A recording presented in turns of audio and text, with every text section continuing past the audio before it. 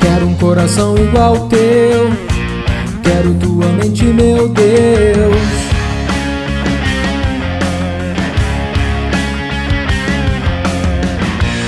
Meu corpo é oferta a ti, revela-te através de mim.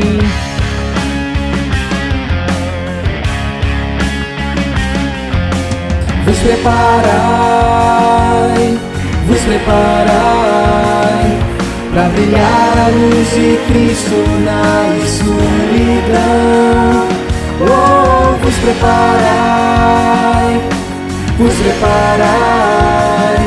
pra vencer as trevas com o poder da adoração. Até o mundo todo ouvir vou proclamar, todos ouvirão quando eu te exaltar. Queria meditar com os irmãos hoje, começar olhando Atos 4, 29, em que é uma declaração completamente contrária à nossa geração. Os apóstolos foram ameaçados, foram pressionados pelo mundo deles, pela cultura deles, por causa da verdade. E normalmente quando o mundo rejeita a verdade, nos rejeita e nos ameaça fisicamente, emocionalmente, nós que temos um conceito de sucesso e vivemos numa sociedade e numa igreja também terapêutica, sempre com muito dó de nós mesmos, nós sempre oramos e queremos de Deus uma estratégia que nos livre, porque falta um essencial comprometimento com a verdade em nossa geração. Mas os apóstolos aqui dizem o seguinte: agora pois, ó Senhor, olha para as suas ameaças, eles estão nos ameaçando, e concede aos teus servos que falem com toda ousadia a tua palavra. Eles pediram coragem e não estratégia.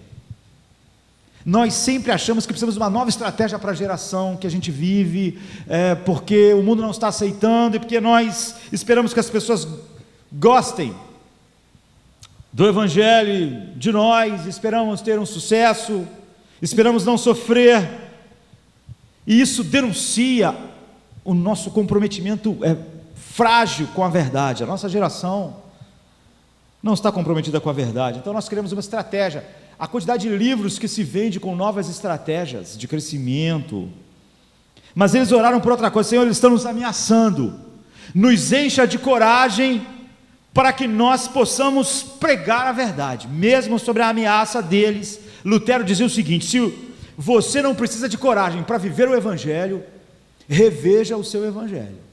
Ou seja, se você vive um Evangelho que o mundo aceita de tal maneira, que você não precisa de uma coragem para transpor o medo que a rejeição e a cara feia do mundo traz, se o mundo gosta, se ele entende, se ele acha relevante, se você não corre risco físico como eles, ou emocional, então reveja a sua posição. Isso me faz lembrar de um caso que aconteceu há pouco tempo atrás, não é? E de um filme que eu vi, estava revendo esses dias, um filme velho, da época que Paulinho era jovem, Lawrence da Arábia, 1962, alguém fala algo, Arthur Kennedy diz: olha, você respondeu sem dizer nada. Isso é política. Veja, a política está sempre interessada em qual vai ser a resposta, então ela está sempre ajeitando, quanto menos as pessoas entenderem, melhor. Porque se ninguém entender a nossa posição, a gente vai poder agradar e atrair as pessoas. É o que acontece com a igreja hoje. É isso que nós somos quando nós somos vagos sobre a verdade de Deus, para que o mundo não fique ofendido e não nos ameace de alguma maneira. Você vê que os apóstolos, eles não pensaram assim, eles pensaram: Senhor, olhe para as ameaças que eles estão fazendo, nos encha de coragem para pregar a verdade, porque nós fomos chamados para isso. Em 5 de abril de 1986, houve um atentado terrorista na Alemanha, numa discoteca, em Berlim, chamada Lebele. explodiu uma bomba, 1h45 da manhã, nessa discoteca, onde muitos soldados americanos, baseados na Alemanha, ficavam. E morreram algumas pessoas, e 230 pessoas ficaram feridas com gravidade, incluindo 79 soldados americanos. Ficou provada, sem sombra de dúvida, que o responsável pelo atentado terrorista era a Líbia, de Gaddafi, que já morreu, né, há pouco tempo. Então, os Estados Unidos resolveu retalhar a Líbia pelo atentado terrorista que matou aquelas pessoas, feriu centenas de pessoas naquele dia. Colocaram a bomba debaixo da mesa do DJ da festa, e o presidente era Ronald Reagan, e ele resolveu fazer um bombardeio à Líbia, a alguns alvos militares, que foi nomeada Operação Eldorado Canyon. Só que para os aviões americanos chegarem até a Líbia, eles iam ter que sobrevoar sobre a Europa Ocidental. E os países da Europa Ocidental não deram autorização para fazer isso. França, Espanha e Itália. E para contornar a Europa continental, eles iam ter que passar em torno da França, Espanha, através do Estreito de Gibraltar. Isso quer dizer que os aviões americanos iam ter que ser reabastecidos várias e várias vezes em pleno voo para alcançar o alvo militar que ia ser bombardeado. Era uma operação difícil. Então o Ronald Reagan ligou para Margaret Thatcher, que por acaso morreu ano passado, não é? Com 87 anos. Ela foi a primeira-ministra ficou mais tempo no poder na Inglaterra no último século, e a mulher mais poderosa. E os soviéticos, em plena Guerra Fria, chamaram ela da Dama de Ferro. Ela até ficou famosa por isso, pela seu comprometimento nas posições que ela acreditava, de jamais negociar com terrorista, de jamais negociar com sequestro, de não negociar com a cortina de ferro, enfim. Então, Ronald Reagan resolveu ligar para Margaret Thatcher, a primeira-ministra britânica, para pedir se os aviões americanos podiam partir da Inglaterra, que não faz parte da Europa continental, do Reino Unido, e não ia precisar passar por toda essa situação. Então, houve um enterro meio grandioso ano passado, ela morreu em abril do ano passado, com 87 anos, e ele ligou, e a Margaret Thatcher reuniu o seu gabinete com todos os ministros britânicos e colocou o presidente americano em viva voz. E Ronald Reagan disse assim: senhora primeira-ministra, os Estados Unidos precisam da sua permissão para lançar nossos combatentes das bases do seu país. Então, com devido respeito, senhora Thatcher, nós solicitamos permissão para que os aviões partam da Inglaterra. E a Margaret Thatcher disse o seguinte: olha, eu estou aqui em viva voz com todos os ministros, e vamos pedir a todos eles responderem, se pronunciarem. E ela, isso em viva voz, está gravado, nós podemos ter acesso. E ela começou a falar com os ministros britânicos. Lorde tal, qual é a sua opinião? Então, a primeira resposta assim, trovejou: não. Lorde tal, o que você... Não. Mister, não. Não. Um por um, todos os ministros da Inglaterra falaram não. E no final da votação, Margaret Thatcher fica em silêncio por um tempo e diz assim: senhor presidente, permissão concedida, os aviões podem partir da Inglaterra. Nós podemos não concordar com tudo que Margaret Thatcher fez ou defendeu em suas políticas, mas ela era uma mulher corajosa, sabe? Ela não tinha medo de levar seu país na contramão da opinião pública mundial. Ela não tinha medo, na situação que ela estava envolvida várias vezes, em contrariar os seus próprios ministros. Eles tinham dado ali, com a sua própria voz, para o presidente americano ouvir que não, Mas ela disse: olha, permissão concedida, ou seja, ela exibia suas convicções íntimas, de tal maneira que nenhuma oposição poderia convencê-la de que fazer o que era certo era o melhor, ainda que isso trouxesse problemas sobre aquilo que ela acreditava estar certo e errado.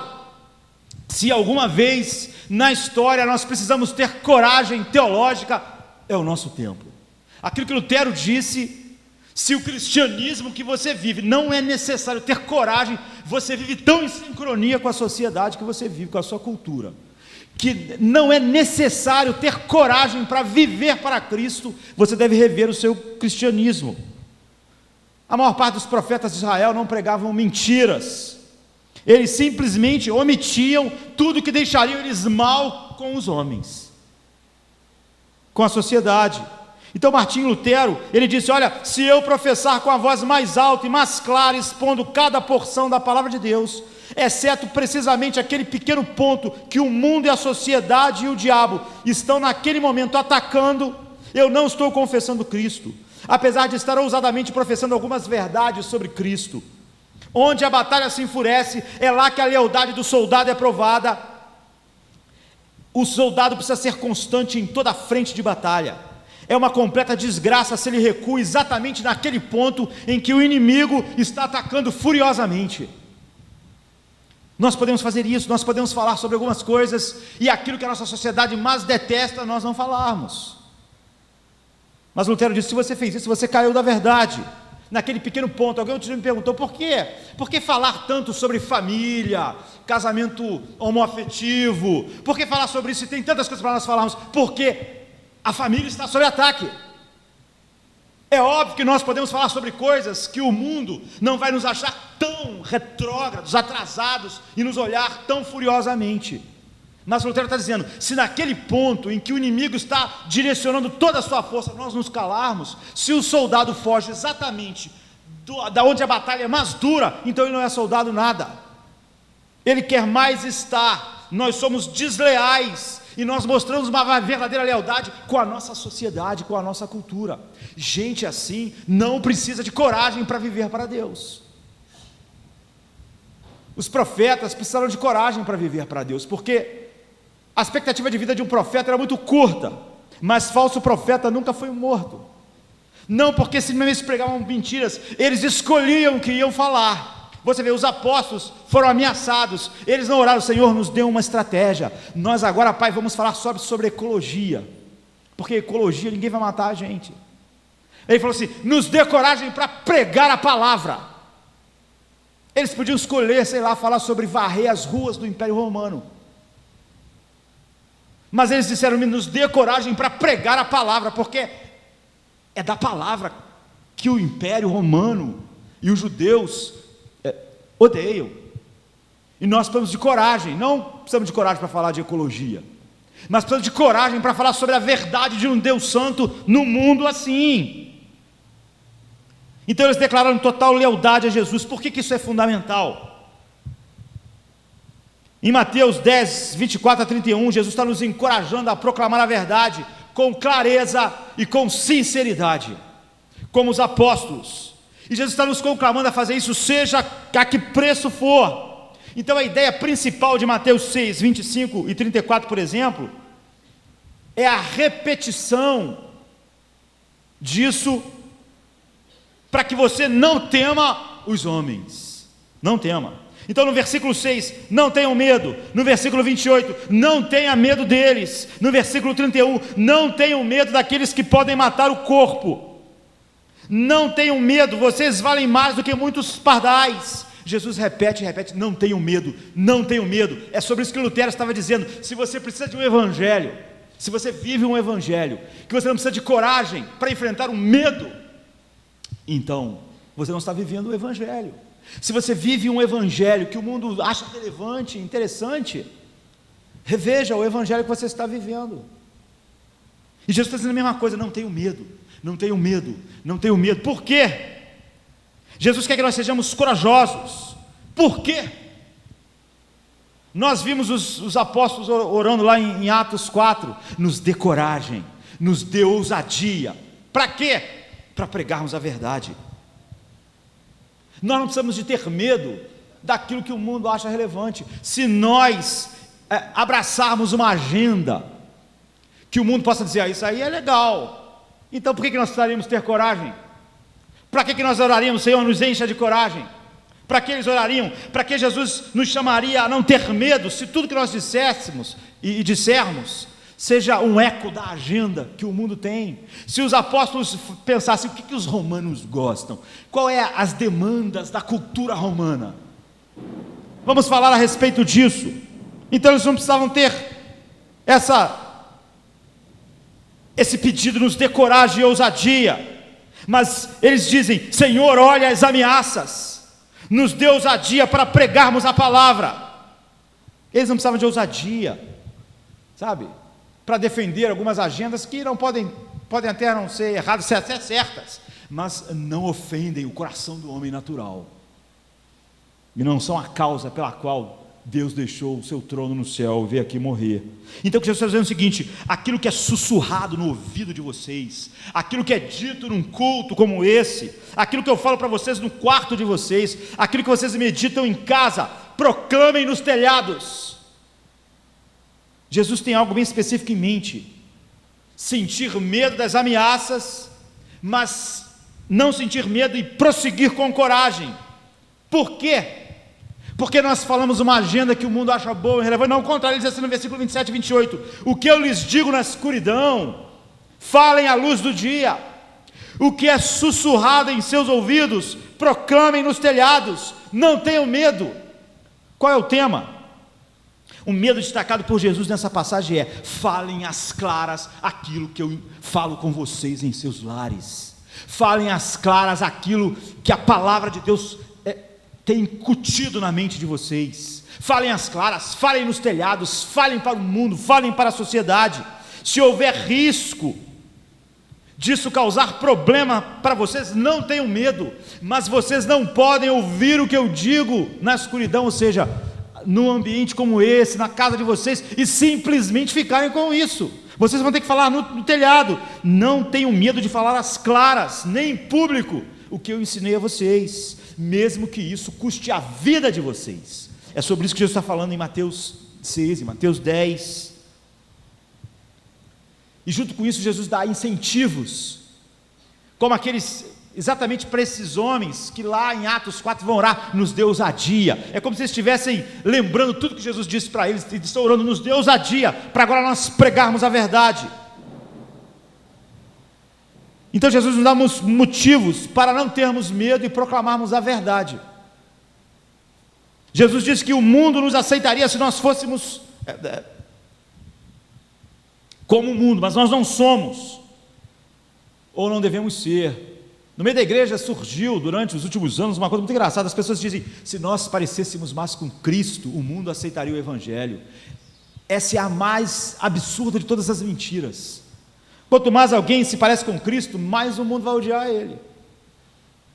Eu vejo pessoas colocar frases, por exemplo, de Gandhi, que diz assim: eu até gosto de Cristo, mas o problema são os cristãos. Isso parece bonito, mas Gandhi, me desculpe, está sendo um hipócrita. Ele não gosta nada de Cristo, ele não acreditava que Cristo era Deus. Falasse para Gandhi que Cristo disse que ele era um miserável pecador e merecia ir para o inferno, e ele logo não ia gostar de Cristo. Ele gosta do Cristo que o mundo inventou. Ele não gosta do Cristo que teve que morrer sobre a ira de Deus. Gandhi nem acreditava que Deus derramou sua ira sobre Cristo, a ira que Gandhi merecia. Então o problema era só quando Gandhi entendesse quem é Cristo e qual é a mensagem do Evangelho, para ele odiar isso. Todas essas coisas são papo. Então o que Jesus diz é o seguinte: eles farão com vocês o que eles fizeram comigo. Não tenham medo. Então, em primeiro lugar, há um portanto no versículo 26, portanto, não tenham medo deles.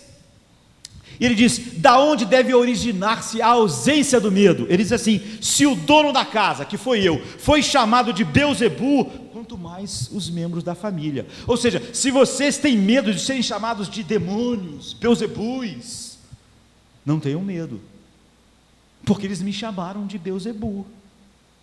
Eles me chamaram do rei dos demônios. Se isso é demais para vocês, se vocês estão com medo de falar a verdade, com medo dessa reação, não tenham medo.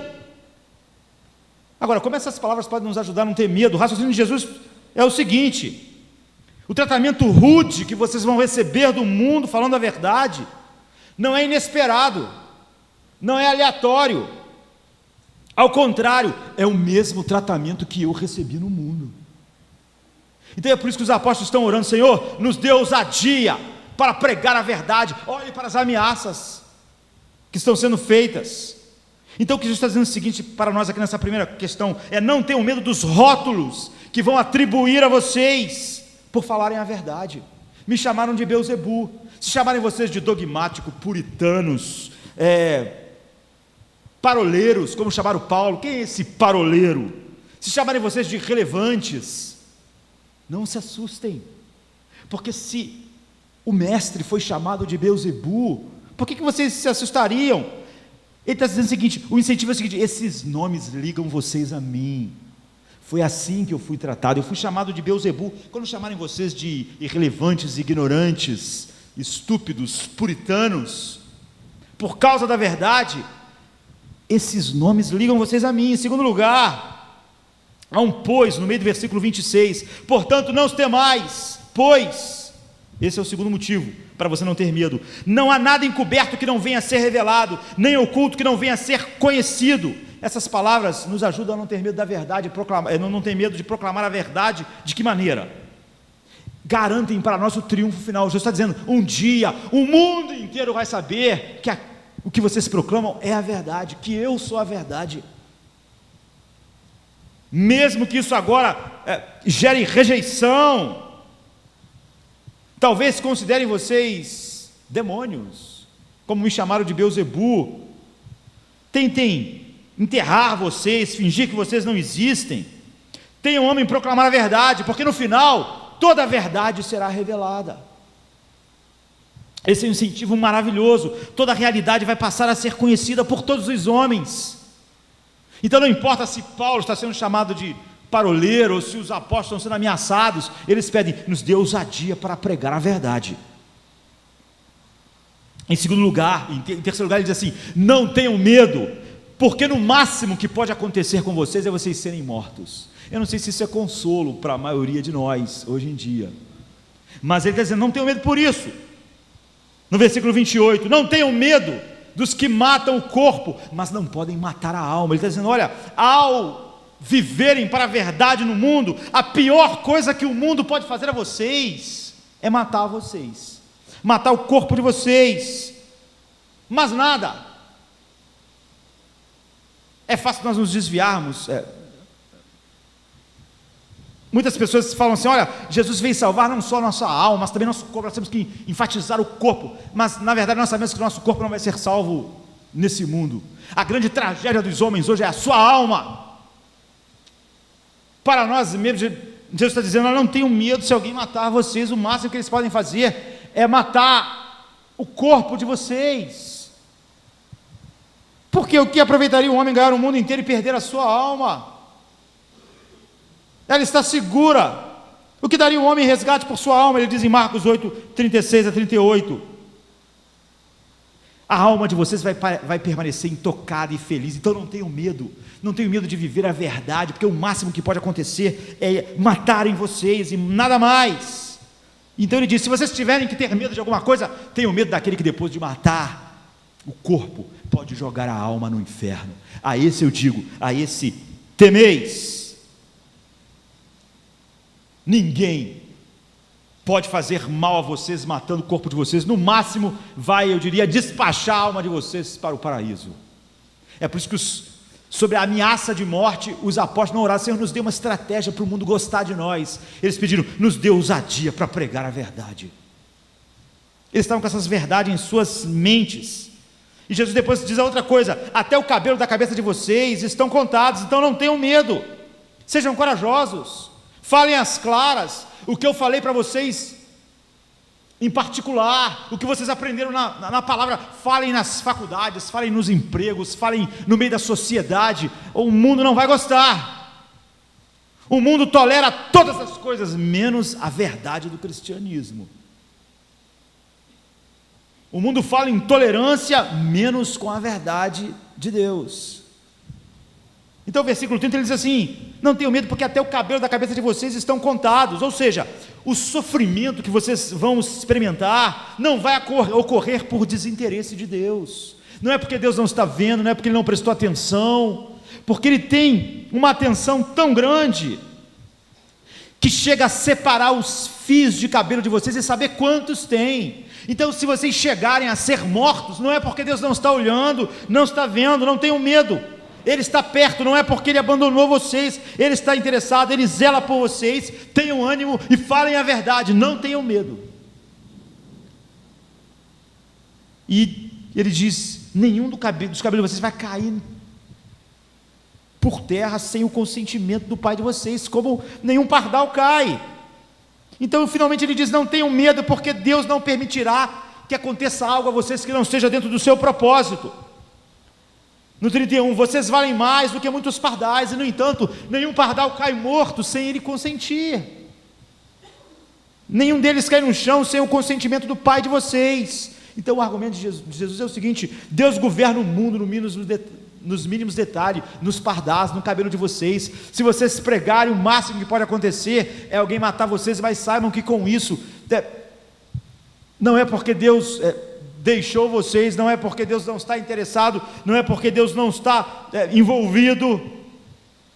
É dessa confiança e coragem que os apóstolos pediram: Senhor, nos dê coragem e ousadia para pregar a verdade. É sobre isso que Lutero disse: olha, se você não precisa de coragem para viver para Cristo, certifique-se se você está vivendo para Cristo, porque viver no mundo sem Deus,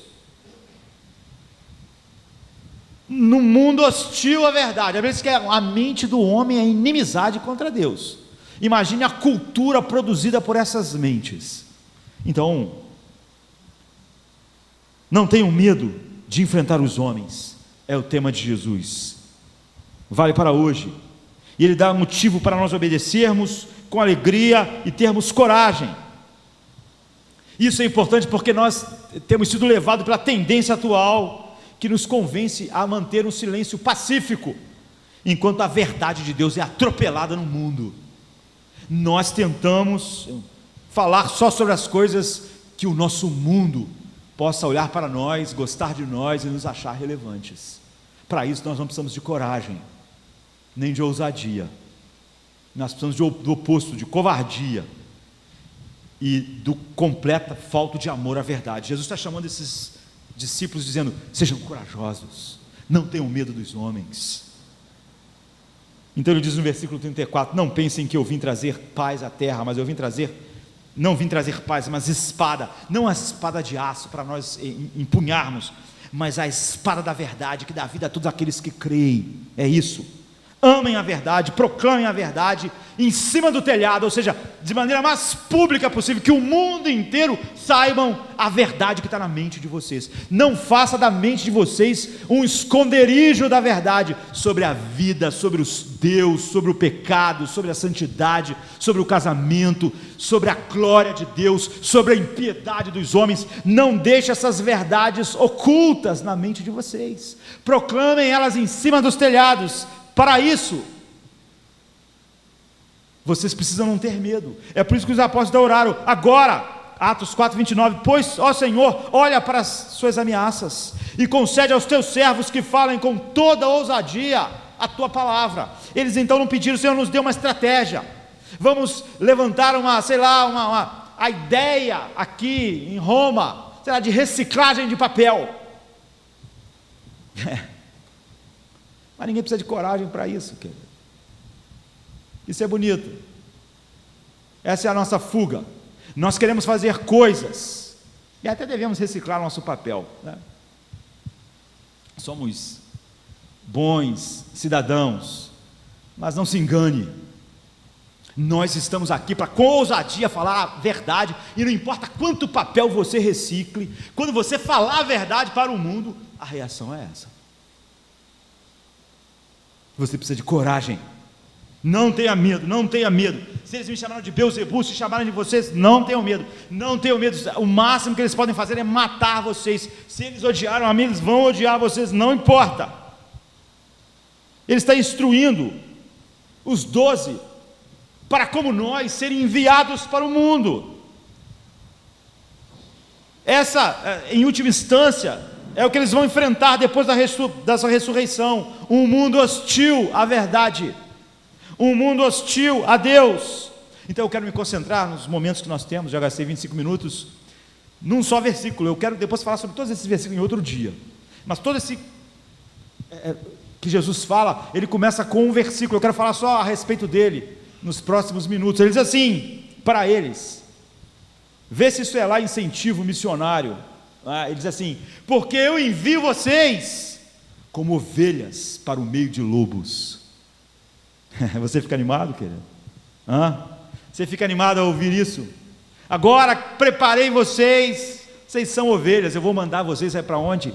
Para o meio dos lobos. É por isso que eles oraram: Senhor, nos dê coragem. É por isso que ele está dizendo: não tenham medo, não tenham medo, não tenha medo.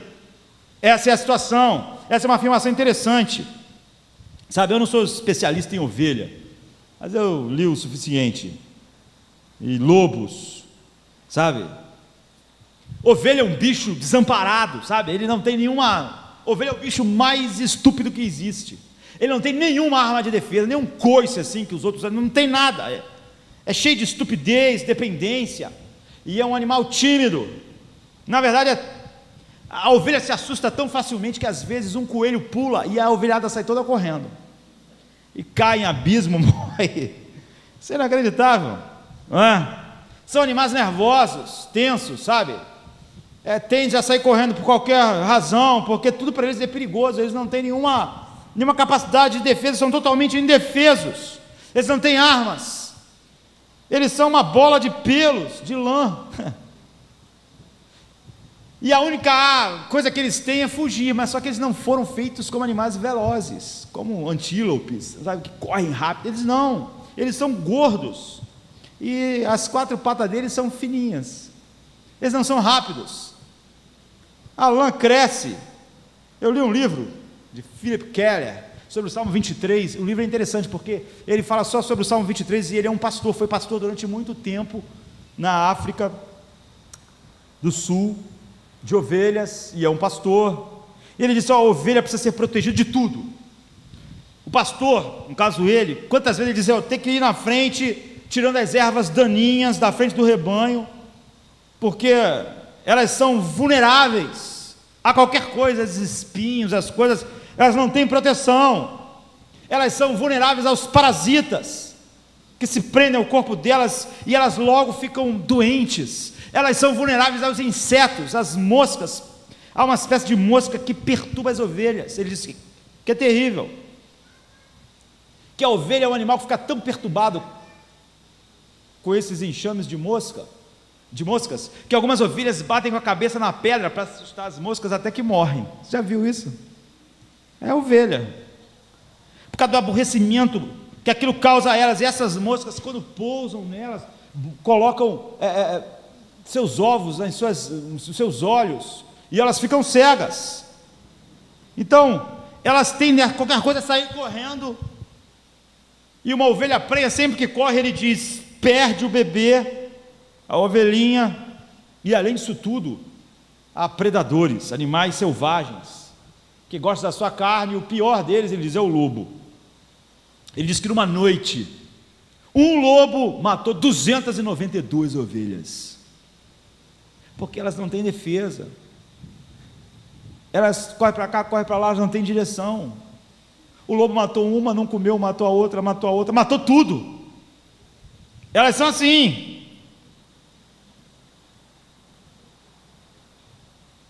E Jesus está dizendo: olha, vocês são ovelhas. Ele disse que encontrou na vida dele várias e várias vezes um monte de ovelhas mortas. E o lobo é um bicho muito esperto, ele vive em matilha, eles caçam animais enormes. Correm um lobo até cansar o animal, eles vão trocando, eles cercam. Tem um lobo alfa, eles são muito espertos. E assim são as ovelhas, sabe? Os homens que ouviram Jesus dizer isso estavam acostumados com os danos que os lobos causavam às ovelhas. Eles viviam na Palestina, E eles sabiam como era. Nós, por exemplo, conhecemos a história de Davi. Um pastor tinha que ser corajoso. Davi, para proteger as ovelhas, o que ele teve que fazer? Matar um leão. Por quê? Ele sabia que se ele foge, o leão ia matar as ovelhas do pai dele tudo. E ele teve que matar um urso, e ele era um garoto. Assim é um pastor. E você teria então entendido como eles, naquele dia que Jesus estava falando, a gravidade da tarefa do pastor. Um pastor tinha que defender as suas ovelhas, como Davi fez. E os pastores da época de Jesus não era um trabalho nobre, eles não eram dono das ovelhas, eles eram empregados. Na verdade, os pastores, eles tinham que enfrentar os lobos e ovelhas, porque se uma ovelha sumisse, e ele simplesmente chegasse para os donos das ovelhas e dissesse: sumiu as ovelhas, um bicho pegou, eles eram punidos até com a morte. Então eles tinham que tirar a ovelha mesmo morta da boca do lobo, para mostrar: as ovelhas morreram, está aqui, foi o lobo, para o patrão saber que não era roubo, não era esperteza, não era, eles tinham que ter a prova do crime. Então quando eles viam um lobo com a ovelha, eles tinham que ir lá mesmo assim resgatar a ovelha. Então o conflito de ovelhas e lobos era familiar aos discípulos, e eles sabiam como era, como as coisas aconteciam.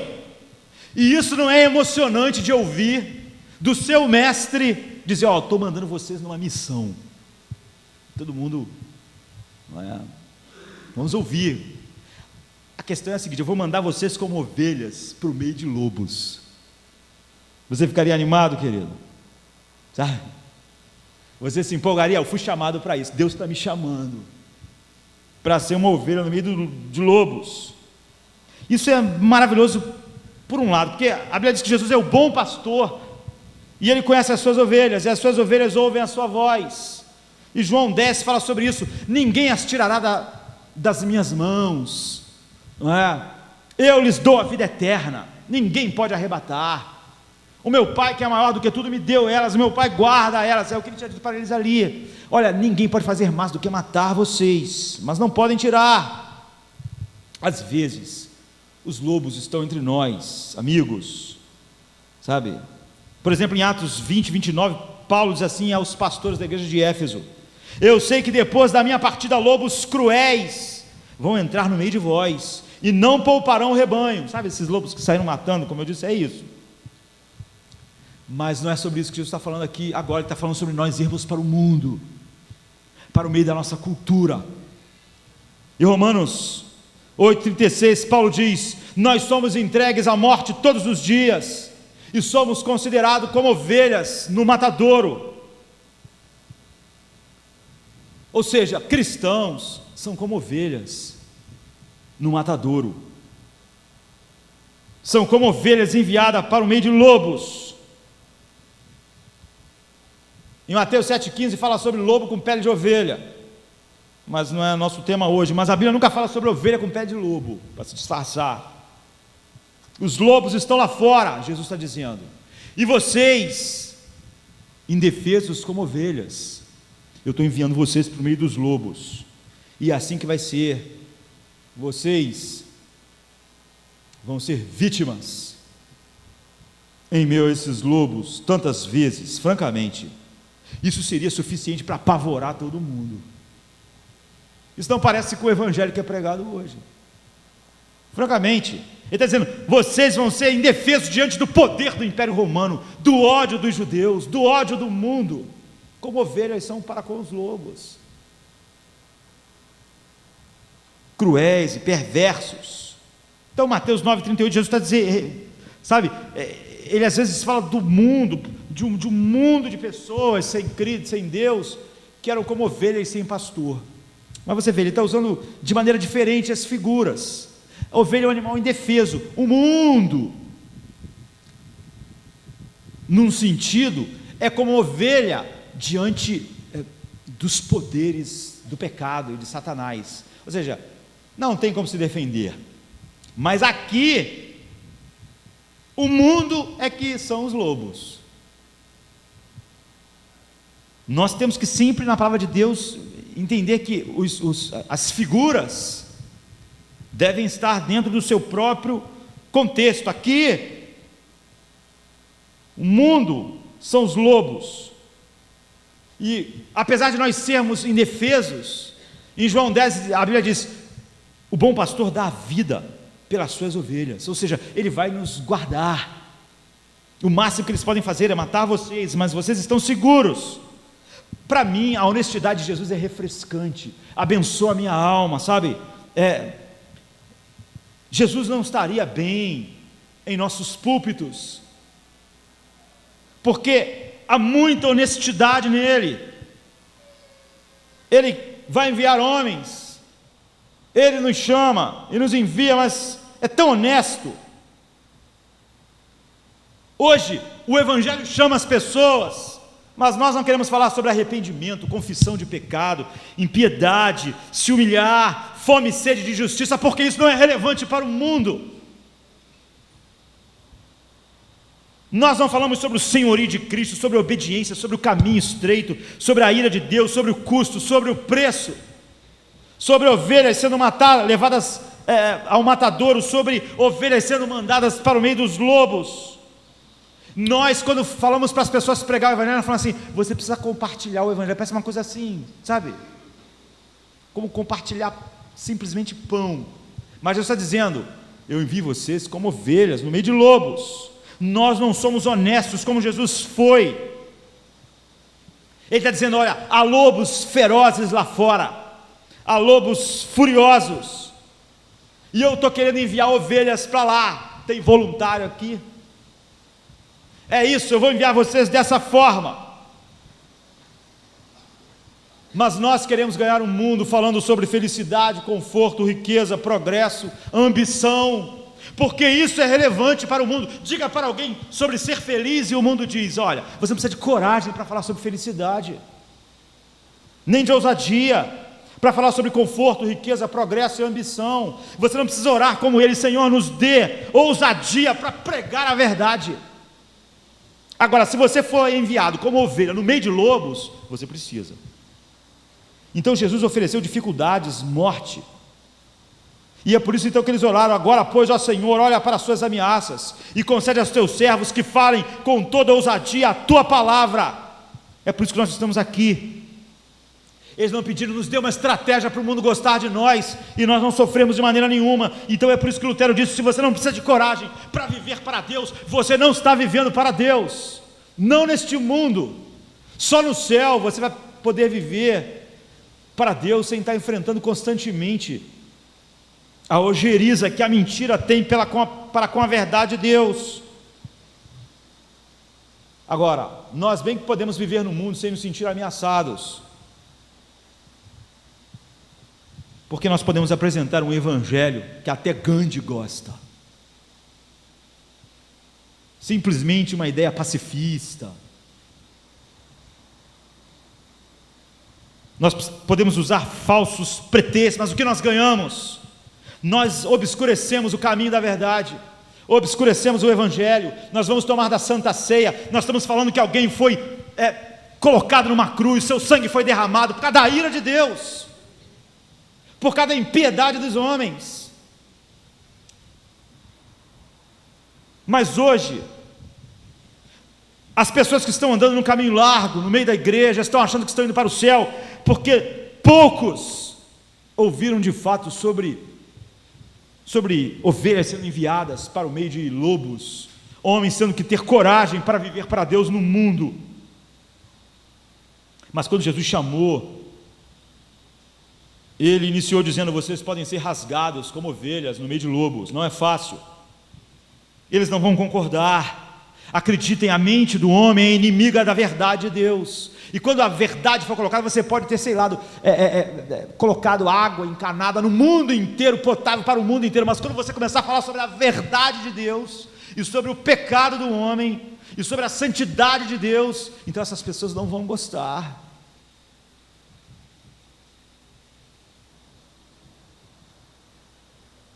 Elas não vão achar relevante, elas nunca vão achar a verdade relevante, ainda que vocês pintassem a casa do mundo inteiro,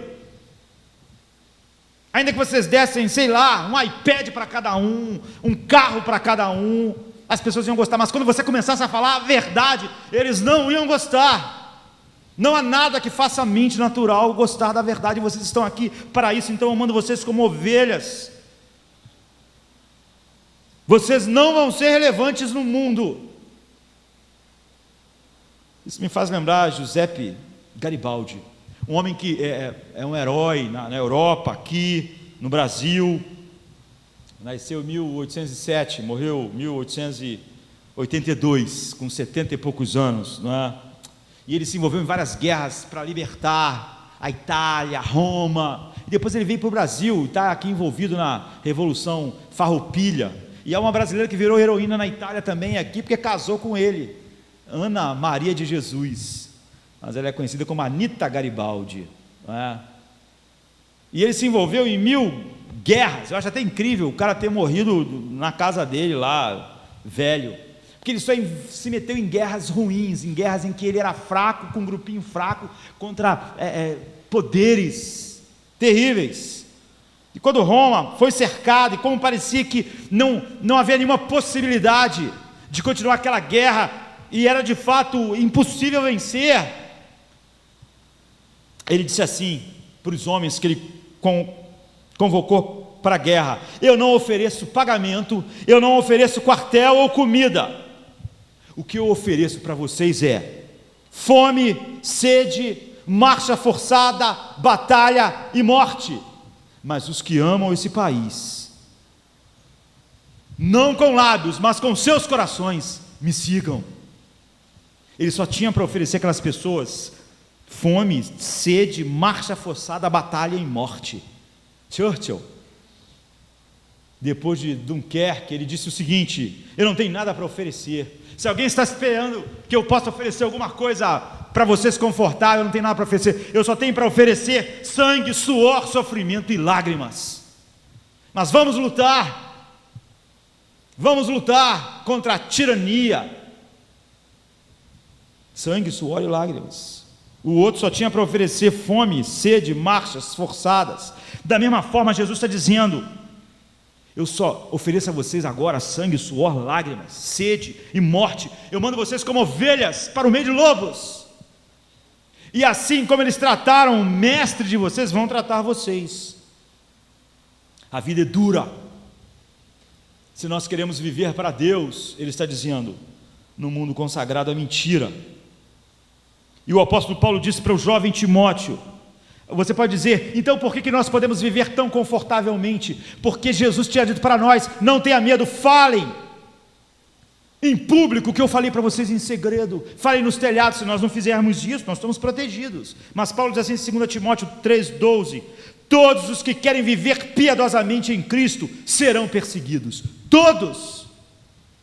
Esse mundo jamais vai abraçar a verdade de Deus. Esse mundo é tolerante por qualquer coisa, pode imaginar a maior depravação, mas ele não é tolerante para a verdade de Deus. Então Paulo diz: todos, sem exceção, os que querem viver piedosamente, os que não esconderem isso, os que viverem, como Jesus disse, em cima dos telhados, serão perseguidos. Deus nos dá graça e um pouco de descanso, é óbvio, em meio às nossas batalhas. Mas Jesus diz: a igreja está sofrendo perseguição e sendo devorada. É assim. Isso me faz lembrar Charles Simeon, um dos maiores pregadores que o mundo conheceu. Nasceu em 1759, morreu em 1836, quando ele era um rapazinho ainda, 20 e poucos anos, na faculdade em Cambridge, na Inglaterra, uma das maiores até hoje, não é? Universidades. Ele diz assim: eu era objeto de grande desprezo e escárnio na universidade. Eu andava no campus durante o dia, sendo esbofeteado, entre aspas, ninguém esbofeteava ele, e humilhado, com minha pequena Bíblia, a verdade de Deus no meu coração. E eu orei sinceramente ao meu Deus que Ele me confortasse com algo doce na sua palavra. E ao ler a palavra de Deus naquele dia, eu pedi que Ele me desse algo que pudesse me sustentar, como aqueles apóstolos lá em Atos que pediram: Senhor, olhe para as ameaças, nos dê ousadia para pregar a verdade. Charles Simeon diz: eu pedi a Deus: Senhor, me dê algo para me sustentar, me consolar. E ele diz, e o primeiro texto que me chamou a atenção naquele dia foi esse: eles encontraram um homem de Cirene chamado Simeão, e lhe obrigaram a levar a cruz. E Charles Simeon disse: olha, vocês sabem que Simeão é o mesmo nome Simeon, que é o meu nome.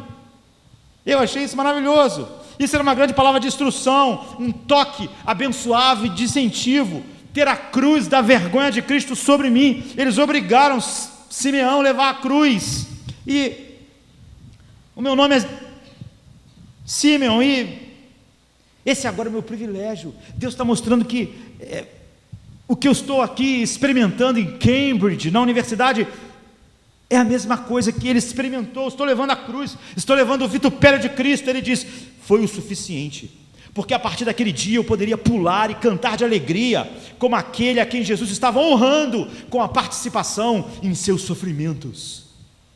E ele tinha 20 e poucos anos aqui, um jovem universitário, mas ele se tornou um dos maiores pregadores que esse mundo já viu. Como eu disse, ele nasceu em 1759. Este foi o privilégio dele, é o nosso privilégio.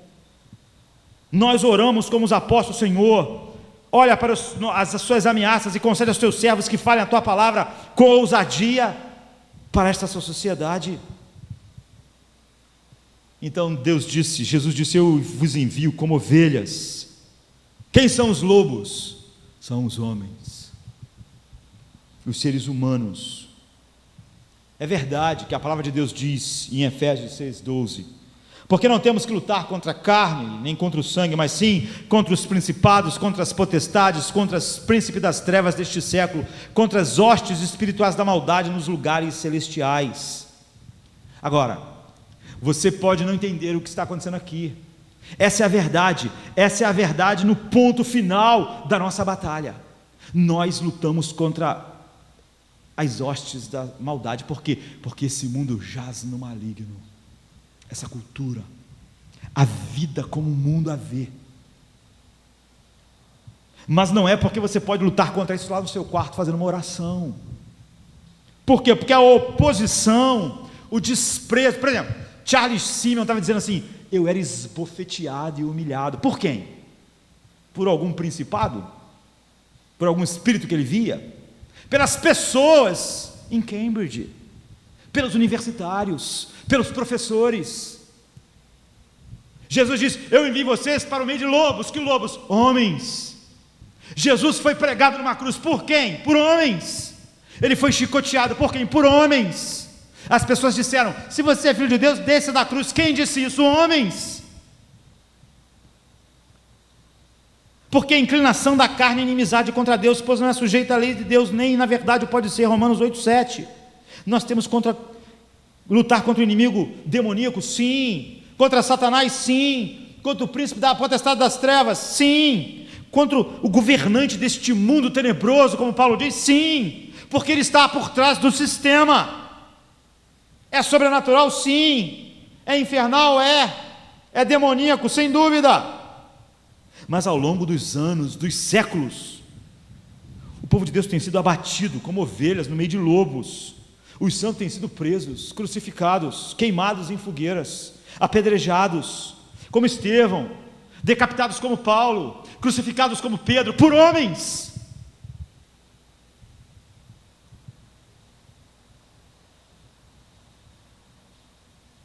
Os homens, pela sociedade que eles viveram. São homens, porque o homem é a ponta do sistema que governa este mundo tenebroso. Nós não somos esbofeteados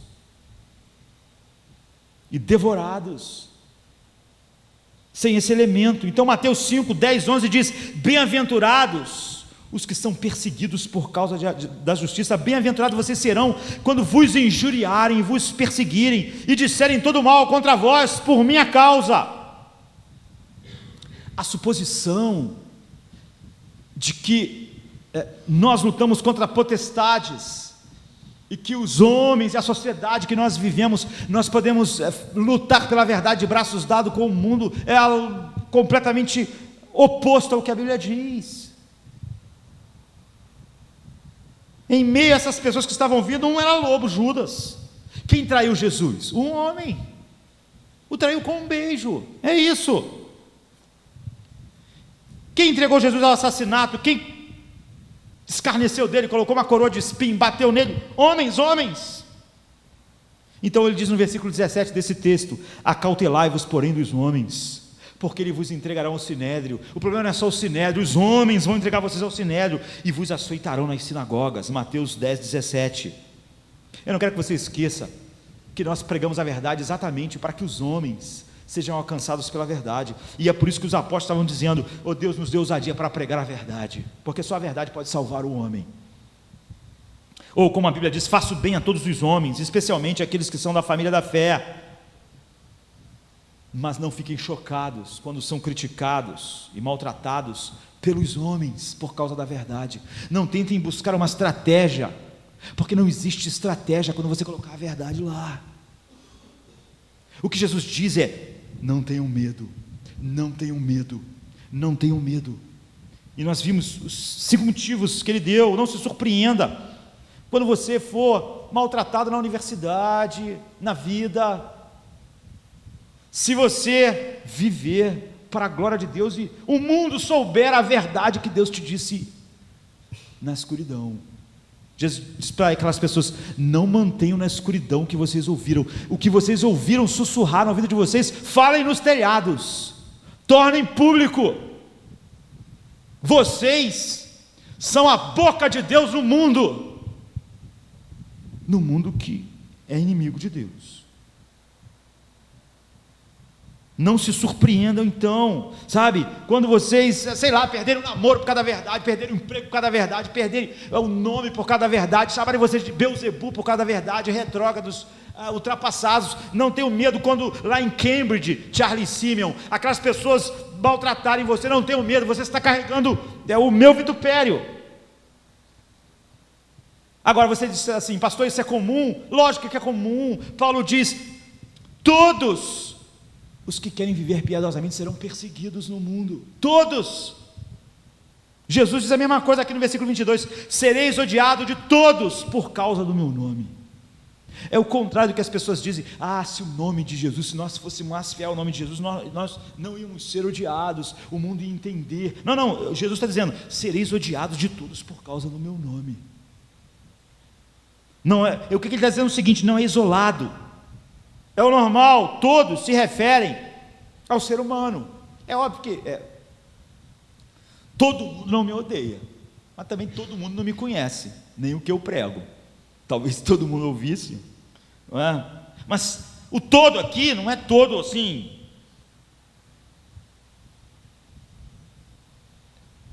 Por exemplo, em Jeremias 3,6 diz assim: Israel se prostituiu debaixo de todas as árvores verdes. É óbvio, não é? Que há uma licença literária aqui. Jeremias não está dizendo que houve um adultério debaixo de cada árvore que existia na Palestina naquele dia. Ele está dizendo o seguinte: o adultério era generalizado, a prostituição com os baalins, ou seja, era algo geral, era arrebatador, não era algo que acontecia de vez em quando. É isso. Davi, por exemplo, diz assim: toda noite eu faço a minha cama nadar em lágrimas. É óbvio que toda noite aqui, ninguém tem lágrima para toda noite inundar a cama assim. O que está dizendo é o seguinte: de uma maneira geral, o sofrimento tem tocado meu coração, enchido meus dias. Marcos 11:32 diz assim: todos os homens acreditavam que João Batista era profeta. Todos os homens não acreditavam. Ele quer dizer que, de uma maneira geral, as pessoas acreditavam que ele era profeta. Por exemplo, os fariseus não acreditavam. Nós sabemos que quando Jesus falou: olha, João Batista era profeta ou não era? Eles ficaram naquele debate lá.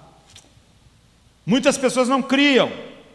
O que Jesus está dizendo é o seguinte: essa declaração em geral, todas as classes, todas as raças, nacionalidades, culturas, não é alguma cultura que é hostil a Deus, são todas as culturas. A mente natural é hostil à verdade. Não é alguns temperamentos, são todos os temperamentos. Não é o rico que é hostil à verdade, o pobre também é. Não é o sábio que é oposto à verdade, o ignorante também é. Não é o homem, não é a academia, mas o analfabeto também é um homem natural, é hostil a Deus, todos.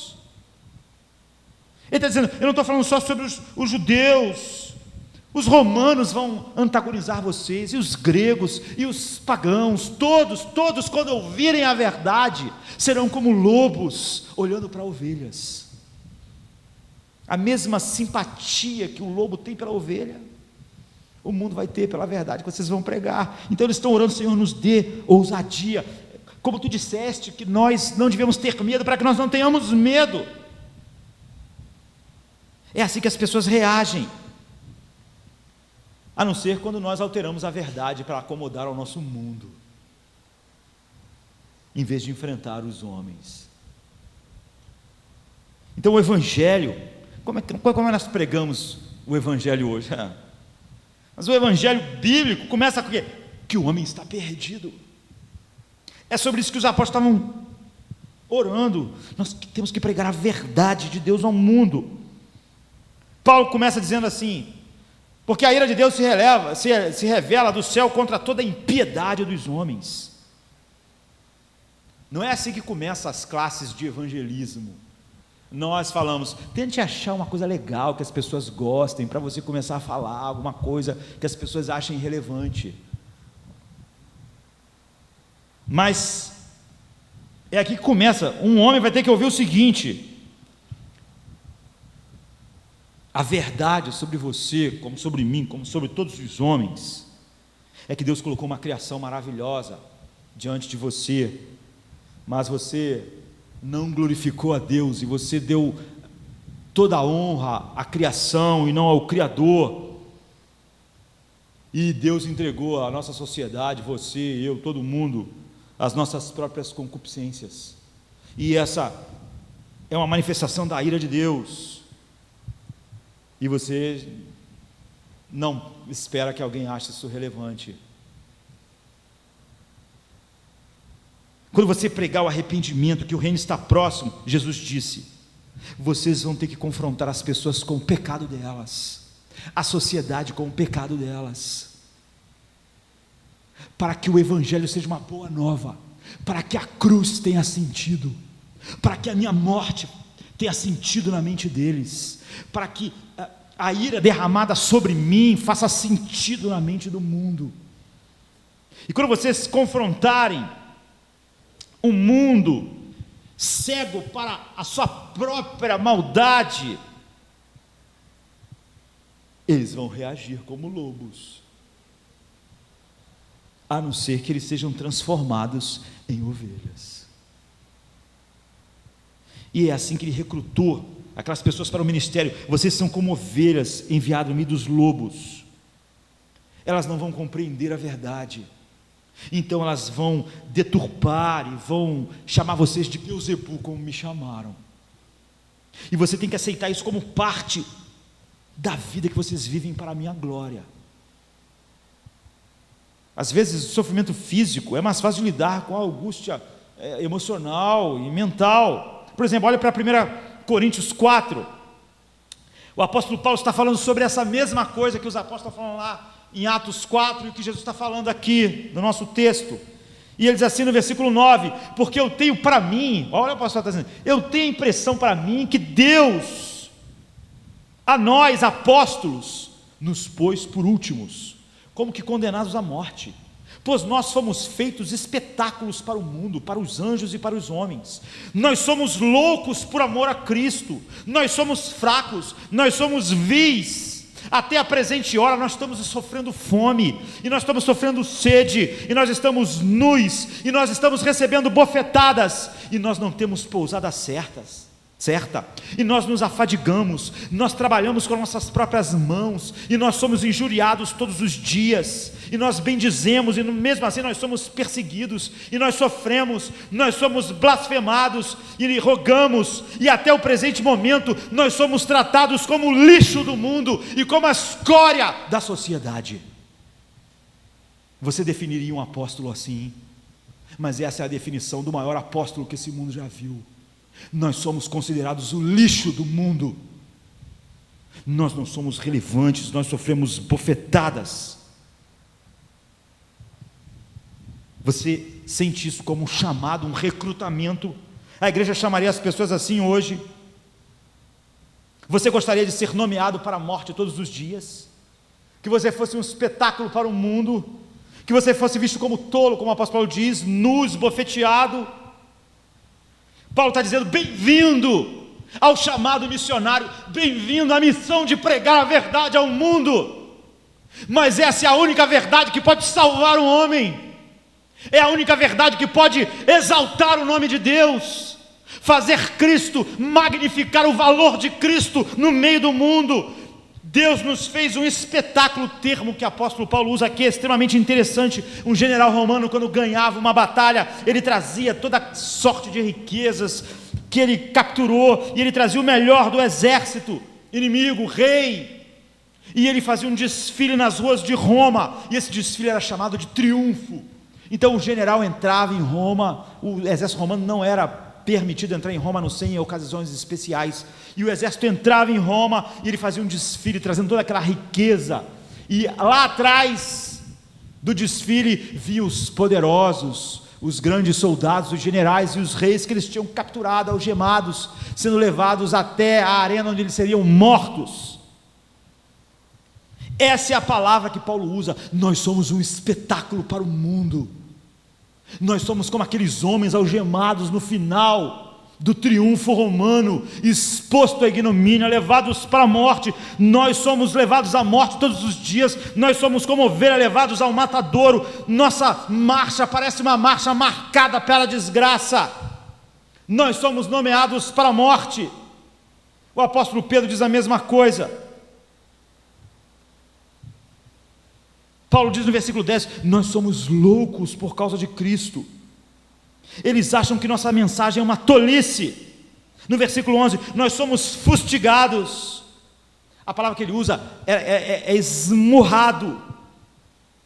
Eram as bofetadas que um escravo levava. Ele diz, nós somos considerados lixo da sociedade. Nós não somos relevantes. Nós somos aquela crosta suja que as pessoas lavam com desinfetante, varridos para a lata de lixo. Essa é a definição de apóstolo que o apóstolo Paulo faz. O que é um apóstolo? É um espetáculo designado para morrer, um tolo que é esbofeteado diante do mundo, um tolo que é considerado lixo para a sociedade.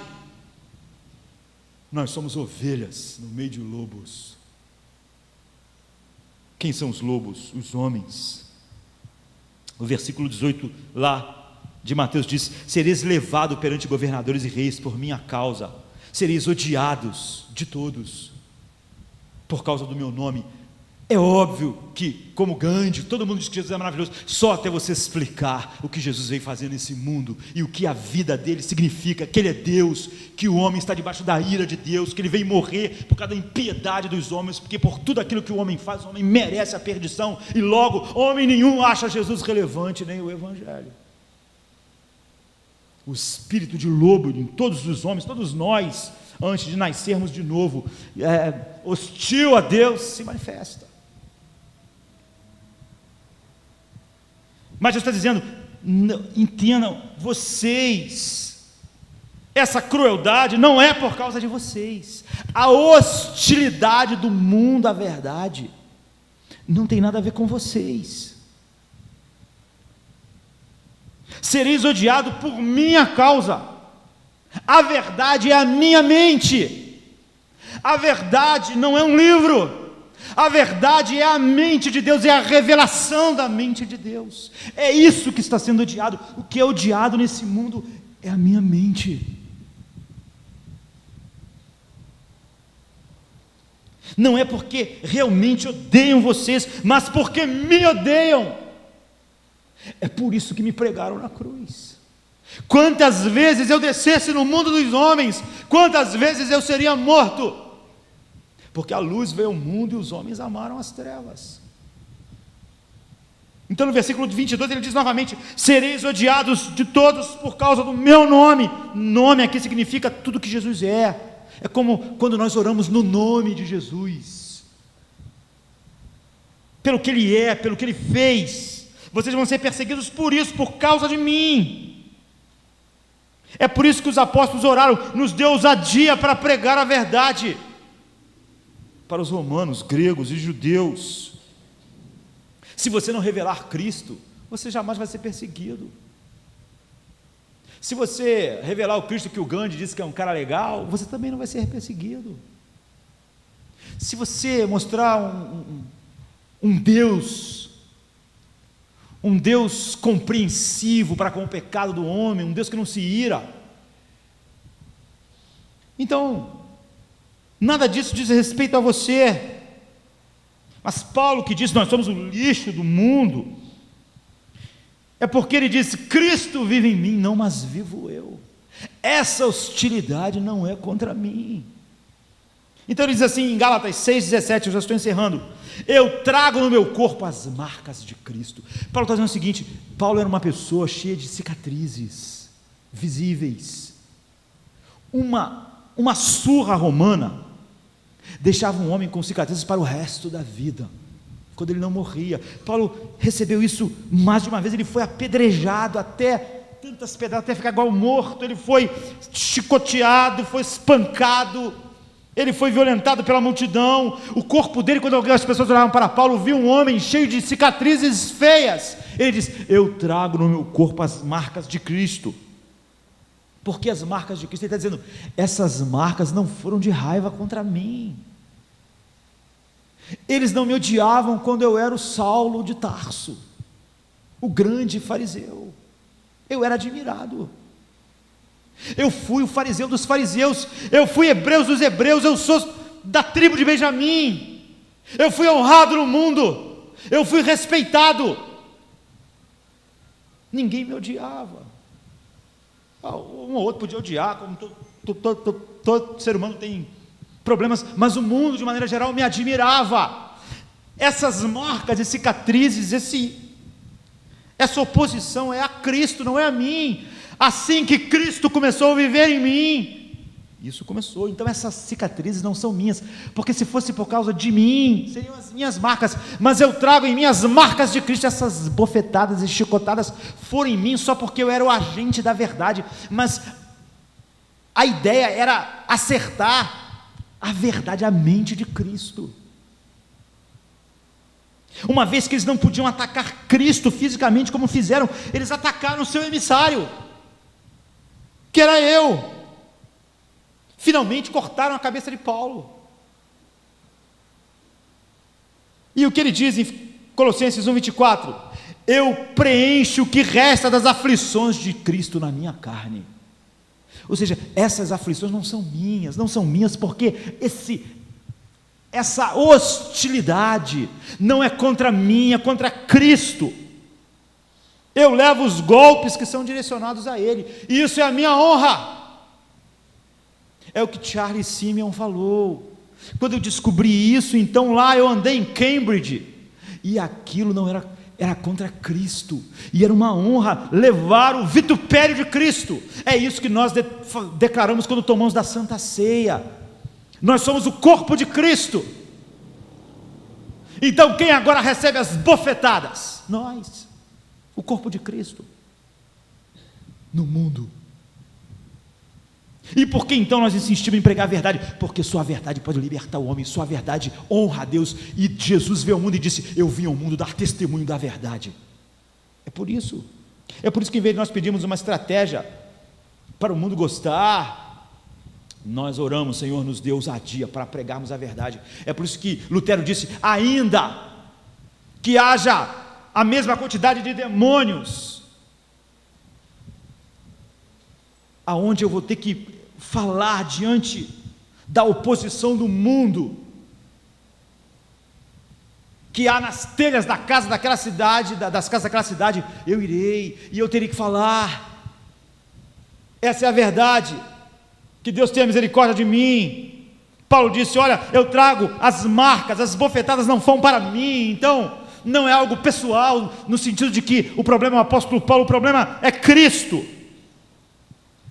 E por que então que ele não ficou amargo?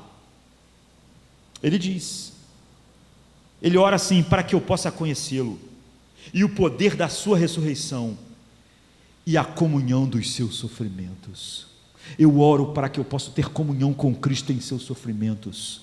Se o mundo quer dar uma bofetada nele, então eu quero receber a bofetada.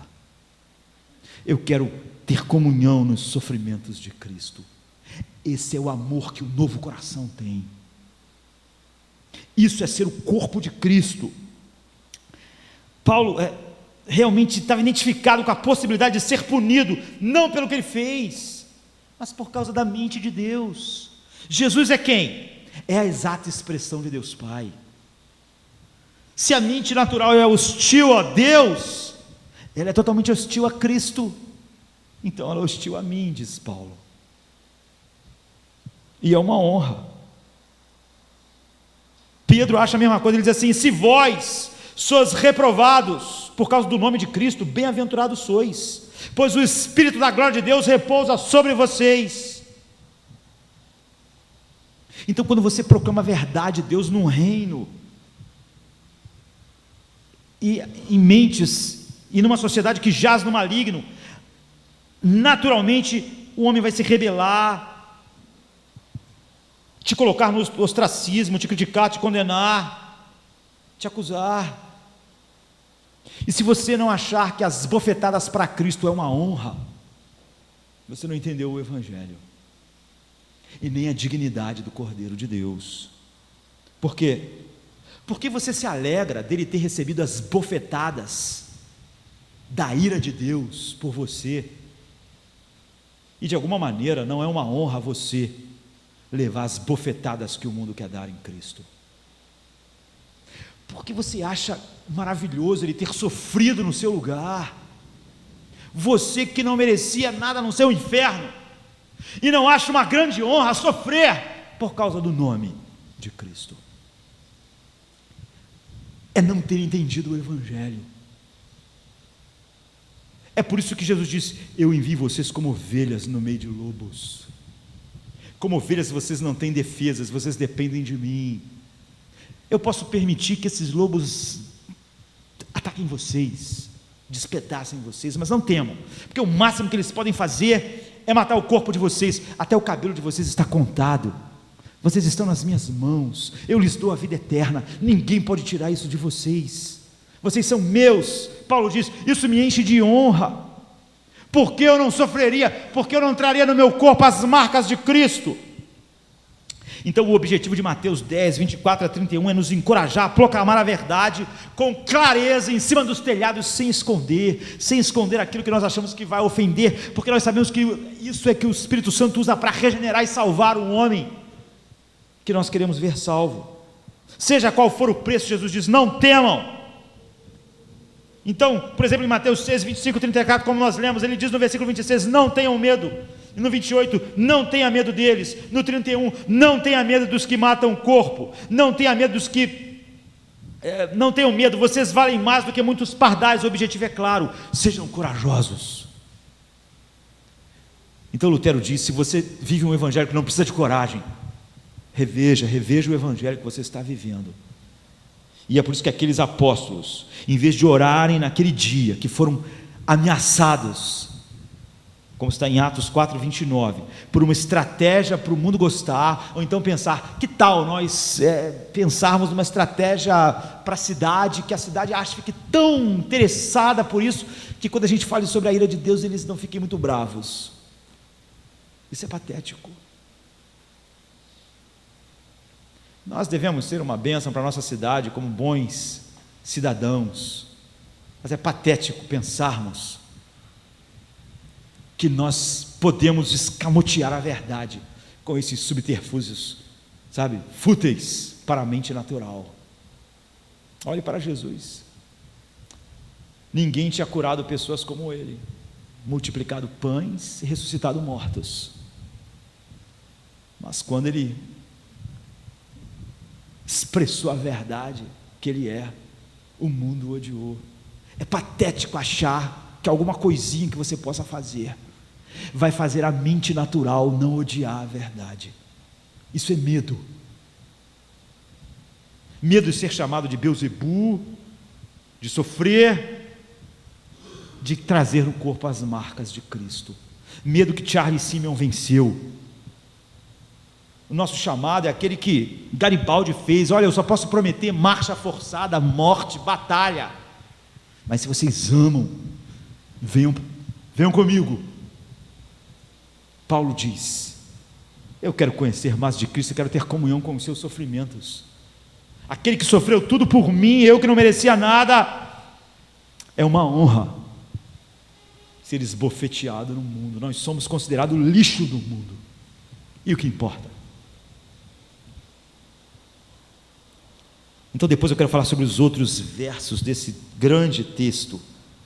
Mas esse é o primeiro. Eu mando vocês como ovelhas para o meio de lobos. E a nossa única oração deve ser a de Atos 4:29. Senhor, olhe para as suas ameaças e nos dê coragem e ousadia para pregar a verdade. E pensar se o evangelho que a gente vive tem precisado de coragem. Porque se nós tirarmos a verdade do evangelho, não precisamos mais de coragem, porque o mundo pode gostar daquilo que nós inventamos, ele só não pode gostar daquilo que Deus é. E se nós quisermos viver e proclamar o que Deus é, então, de fato, nós somos ovelhas, enviado para o meio dos lobos. Vamos ficar de pé, vamos orar. Vem Deus mostrar o teu poder, faz o mal estremecer.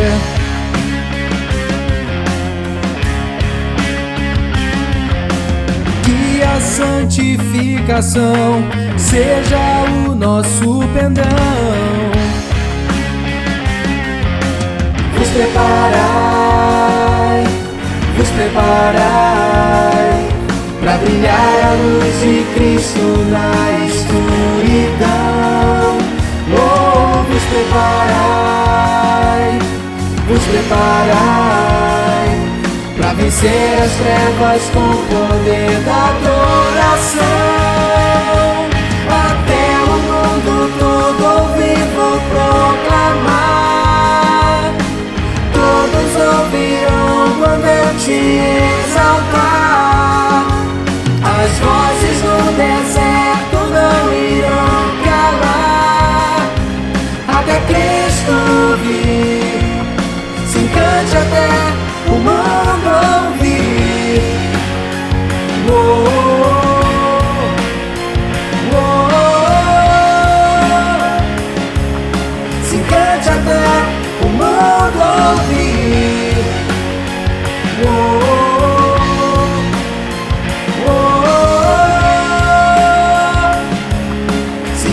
até o mundo ouvir. Meu corpo é oferta a ti, revela-te através de mim, pra libertar quem crer em ti, até o mundo ouvir. E eu oro pra que assim